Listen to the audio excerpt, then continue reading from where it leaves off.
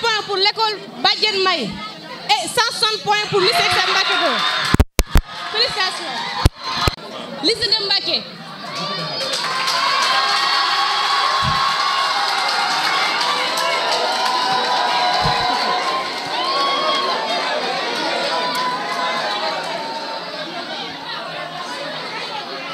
On va appeler les joueurs. Serigne Fallou Diop. Lamine Bara Mbacké. Astou Fall. Ahmed Diouf. Ibrahima Fall. Serigne Mbacké.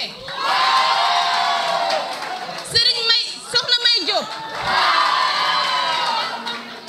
Moustapha Ndiaye. Awa Silla. Moustapha Lo. Et enfin Moustapha Sy.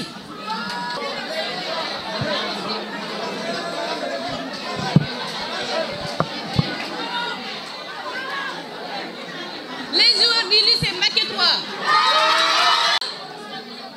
Dame Seck.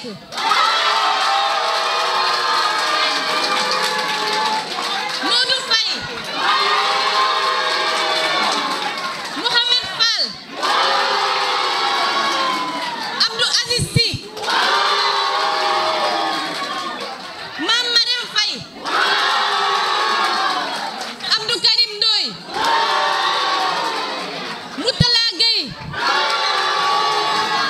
Et enfin Mame Cheikh Mbaye. Que le meilleur gagne. Merci beaucoup.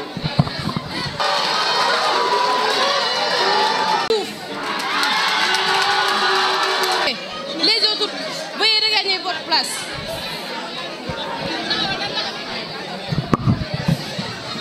Modou Faye, Mohamed Fall, Abdou Aziz Sy. Les titulaires du lycée de Mbacké. Serigne Fallou Diop, Lamine Bara Mbacké, Astou Fall, Ahmed Diouf. Prof d'éducation artistique au CM Gaïndé Fatma de Mbacké. Donc je ne serai pas très long. Mon collègue, n'est-ce pas, précédent vient de dire l'essentiel. S'il vous plaît. Bon, d'abord, la première chose à souligner, c'est que le lycée de Mbacké 3 devait venir en uniforme. La prochaine fois, donc, il faut respecter. Ah bon? Ok. Donc, c'est pas grave. M'appesantir, c'est qu'à la fin de cette compétition, s'il vous plaît, oh, derrière, le Baol Intellect, de grâce, faites en sorte que, lors de la finale, que vous motivez, que ces élèves-là qui seront en finale soient motivés. Parce que c'est des efforts et c'est de l'énergie qu'ils dépensent pour venir. Donc, ne serait-ce que des romans ou bien des cahiers, quand même, il faut motiver ces gens. Donc, c'est ça que je voudrais vous ajouter. Donc, nous allons sans tarder démarrer, nous allons assister à un très grand match. Inch'Allah, allez, vous ouvrez l'enveloppe rapidement. Ok, l'enveloppe est là. Demoiselle qui va ouvrir. Ok, très bien. Bonsoir à tous. Je suis Mohamed Seck, élève en classe de terminale L2. Et je suis honoré d'être là, ici, avec vous, pour jouer ce match. Bon, sans plus tarder, je vous présente mes coéquipiers, à savoir Abdou Aziz Sy, Mahmoud Fall et Modou Faye. Nous sommes les représentants du lycée CM Mbacké 3, du lycée ex-CM Mbacké 3, et nous sommes là pour gagner, Inch'Allah, ce match. Bonsoir. Bonsoir, chers professeurs, chers étudiants, ainsi que chers élèves. C'est Sokhna May Diop, la capitaine du lycée de Mbacké. Et au nom du lycée, je voudrais saluer cette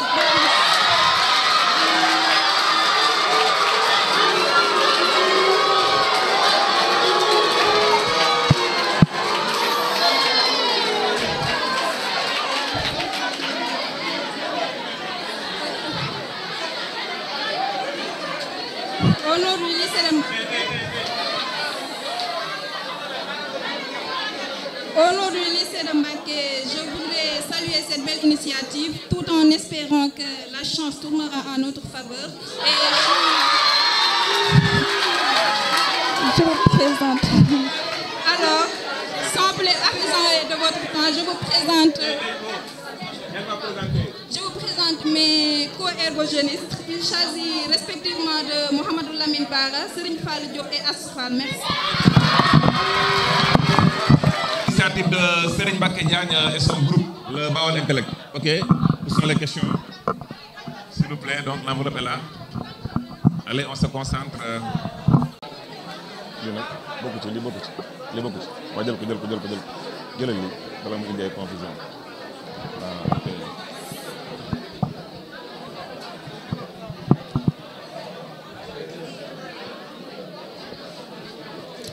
Et il paraît que c'est élimination directe loolu la ñu wax léegi de mais nag il peut avoir donc nous allons démarrer par les questions par équipe. Je vais poser au lycée de Mbacké une question avec concertation.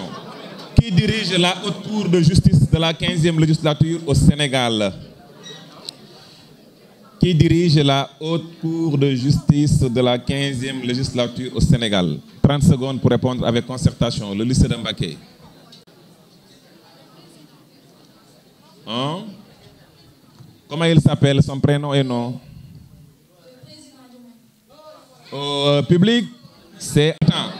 Ok, le lycée de Mbacké 3. Qui est l'actuel maire de Dakar? 30 secondes, le lycée de Mbacké 3. Chut. Gars, s'il vous plaît, 30 secondes, on prend le temps. Très bien. Allez-y. Malheureusement, public, personne. S'il vous plaît, on écoute les questions. À qui attribue-t-on ces propos? Celui qui se décourage vite ne sera jamais l'élu de sa génération. Qui a dit ça? Le lycée de Mbacké, oui? 10 points.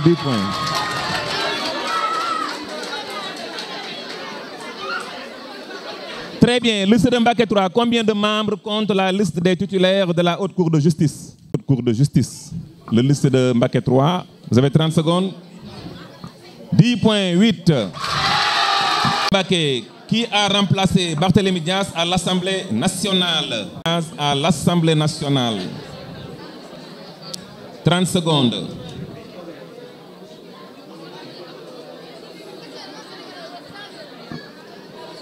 Hein, le micro, j'entends pas bien. 10 points. Et la dernière question au lycée de Mbacké 3. À qui attribue-t-on ces propos? Tout territoire libéré par l'armée rouge sera rouge. Qui a dit ça? C'est un homme d'État. Territoire libéré par l'armée rouge sera rouge. C'est un homme d'État. 30 secondes. 10 points. Question collective. Sans concertation, le premier à taper sur la table répond. Dans le système solaire, combien de planètes? Hein? La réplique. Je reprends la question. Je n'ai pas terminé la question. Mbacké 3, écoutez bien. Le système solaire, combien de planètes telluriques sont situées entre le Soleil et Jupiter?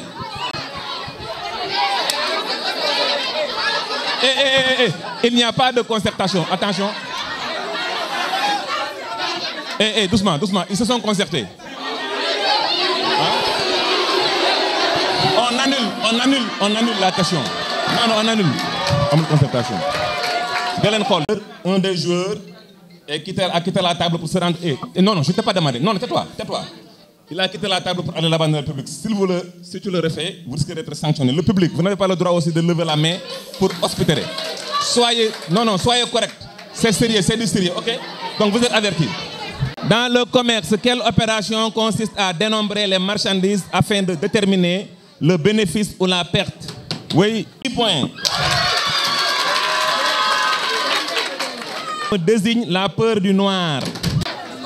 10 points. Lors de la Deuxième Guerre mondiale, quel peuple arrêta la guerre civile pour combattre le Japon et la... Oui, 10 points.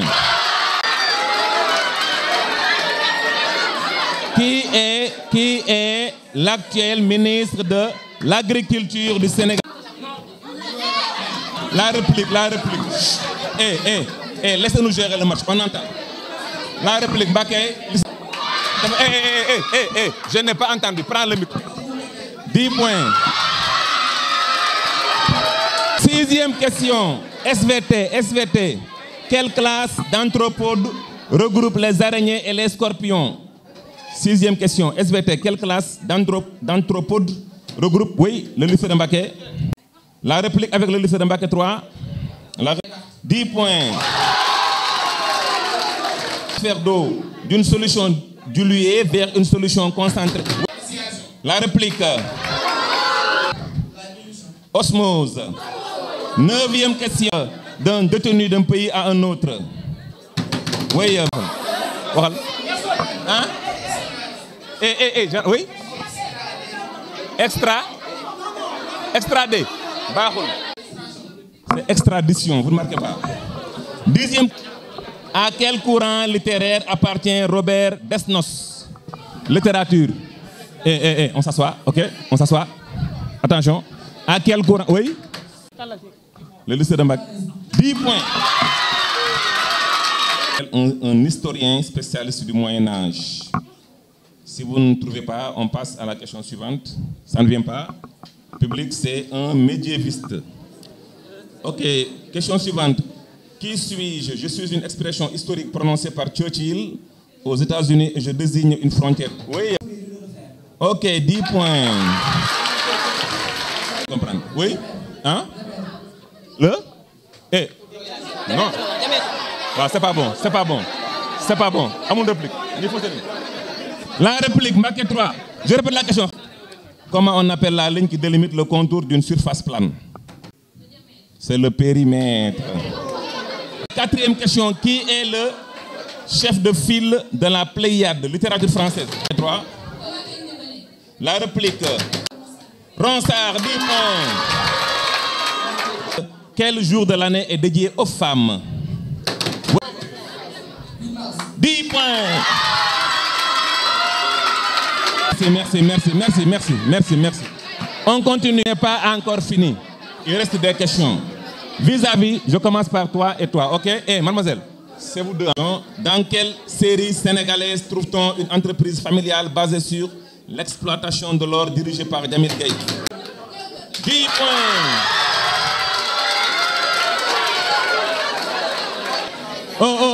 S'il vous plaît. Dans quelle série américaine trouve-t-on le personnage de Dembe Zuma, main droite de Reddington? Dans quelle série américaine trouve-t-on... Oui? Hein? La réplique. Dans quelle série américaine trouve-t-on le personnage de droite de Reddington? Oui, c'est Blacklist. Blacklist, nous sommes filmés. Suivant. Allez, s'il vous plaît, public, s'il vous plaît. Quelle série sénégalaise met en évidence les différents des clans dans la société sénégalaise comme les Teug, les... La réplique. Oui? Oui? C'est vraiment.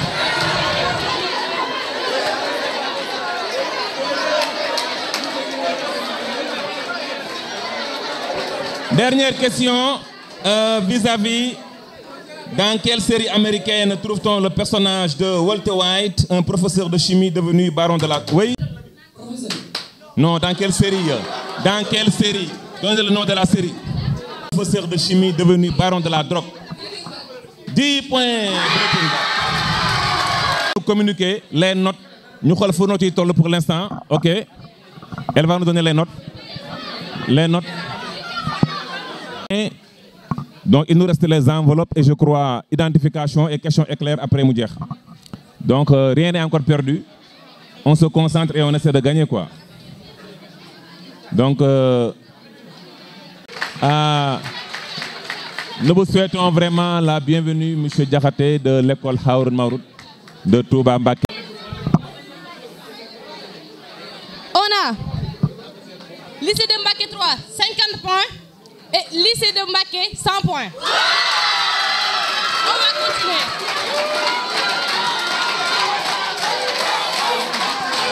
Combien de points d'écart? 50, merci. Monsieur Diakhaté, vous allez...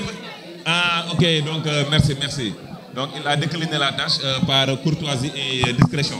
Donc, nous allons passer à la rubrique enveloppe. Ok, on se concentre. Vous allez avoir 2 enveloppes.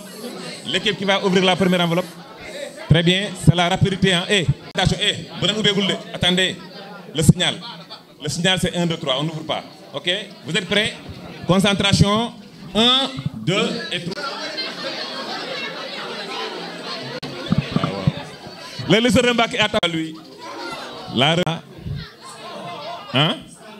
Oh, c'est AS 9h. Ok. C'est un homme religieux influent né en 1976 et il a passé toutes ses études à la Dara Serigne Souhaïbou Mbacké. Je reprends la question. C'est un homme religieux influent né en 1976 qui a passé toutes ses études au Dara. Oui. Ok, la réplique, lycée de Mbacké a... Hein? Elle marque à 40 points.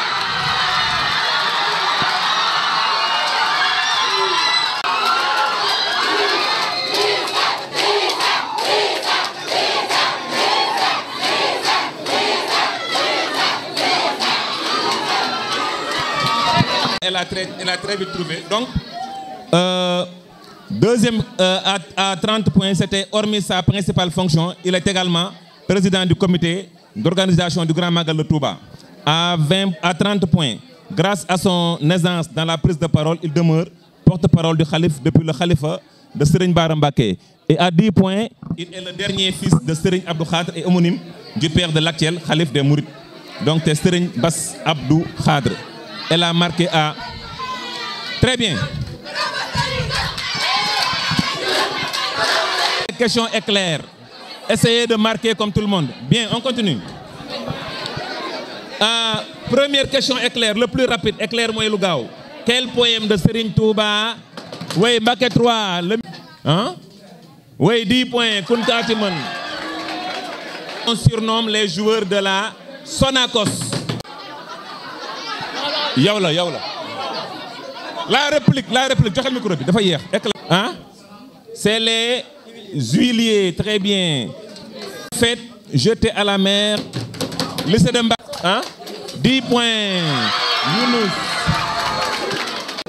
Très bien. Question de littérature française. Quel genre littéraire dramatique cherche à distraire le lecteur?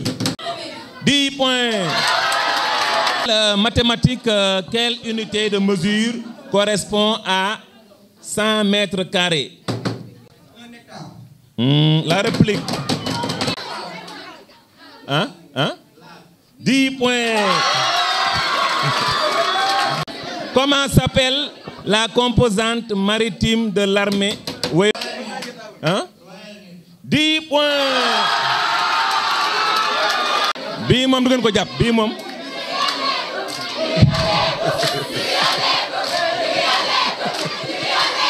Match FCAP bi amul donc bi c'est le dernier match.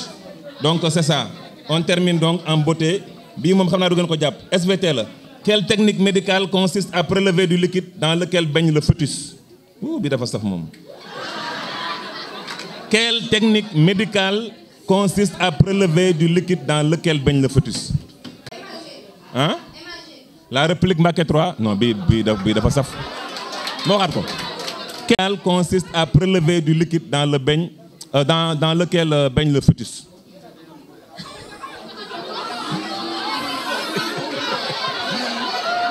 Baaxul daa saf de. Très bien. Ku ko trouvé match yi ñëw doo dagg ticket. Public. Waaw ñu may la ticket. Moo xaat ko. Waaw question bi maa ngi koy waxaat. Pas de téléphone. À prélever du liquide dans lequel baigne le fœtus. SVT la. Amul xool ay téléphone. Laajal gaay. Waxal. Synthèse. Amniosynthèse. Avant dernière question. Léegi match bi jeex. Qui est l'actuel DG de la RTS? Mbacké 3. Yow la kii la. Kan la. Hein? Pape Alé Niang 10 points. C'est le Golden Boy 2000. 10 points.